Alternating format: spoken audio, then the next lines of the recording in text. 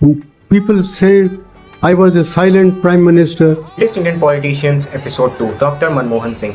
हर leader rallies और speeches से याद नहीं रखा जाता, कुछ लोग अपने डिसीजंस की वजह से हिस्ट्री में जगह बना पाते हैं। डॉक्टर मनमोहन सिंह उन्हीं में से एक थे। 1991 में इंडिया की इकोनॉमी लगभग इमरजेंसी मोड में थी। फॉरेन एक्सचेंज रिजर्व्स इतने कम हो गए थे कि देश के पास कुछ ही दिनों के इंपोर्ट्स के लिए पैसा बचा था। कर्ज का बोझ बढ़ रहा था और गवर्नमेंट की इनकम का लगभग 42% सिर्फ इंटरेस्ट पेमेंट्स में जा रहा था। ऐसे वक्त में फाइनेंस मिनिस्टर बने डॉक्टर मनमोहन सिंह ने पॉपुलर होने के बजाय जरूरी डिसीजंस लेने का रास्ता चुना।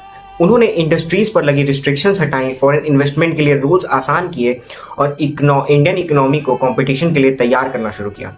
शुरुआत में कुछ लोगों ने कहा कि ये रिफॉर्म्स देश को नुकसान पहुंचाएंगे।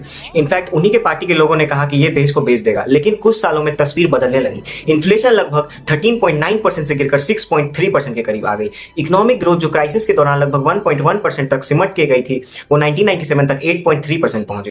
फिस्कल डिफिसिट भी 8.4% से घटकर 5.7% रह गया। ये सिर्फ स्टैटिस्टिक्स नहीं थे, ये उस इकोनॉमी के साइंस थे जो कोलैप्स के किनारे से निकलकर ग्रोथ की तरफ बढ़ रही थी।